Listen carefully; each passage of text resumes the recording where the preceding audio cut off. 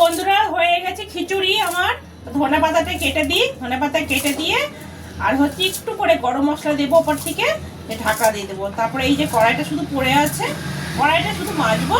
Cooker সব মাজা হয়ে গেছে আমার, সব হয়ে গেছে। বাস এই গ্যাসটা মুছে নিয়ে খেয়ে দিয়ে ফাটাস করে শুবো। শুয়ে সকালবেলায় উঠে আবার যেই কাছে এই ঝাড়ু পোছা কাজের মাসি, এই যে মালতী মাসি 10টা বাড়ি পাঠ করি গো খাবাই আমার ক্লায়েন্ট, দুষ্টু বাড়ির বেশ বাড়ি গো।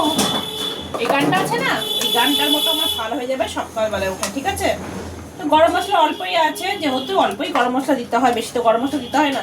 ডেকে রাখি, সব খুশবু চলে যাবে। একটু নেড়ে চেড়ে দেখি গ্যাসটা বন্ধ করে দিই।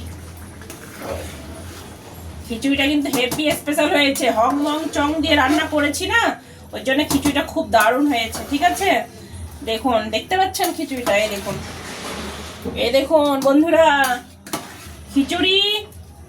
অল্প করে বাদাম ভাজবো, ব্যাস। তো একটু পাঁপড় ভাজা হলে খুব ভালো হয়, দেখা যাক পাঁপড় ভাজা করছি নাকি। আলু কি সুন্দর সিদ্ধ হয়ে গেছে।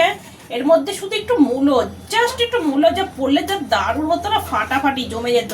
যেহেতু মাঘ মাসের মূলো খুব একটা ভালো হবে না এখন, তো ফুলকপি আরেকটু দিতে হতো, তো আমি আর দিলাম না। তো যাই হোক, এখন এই একটু জল জল থাকবে, যেহেতু একটু পরে শুকিয়ে যাবে। তো চলুন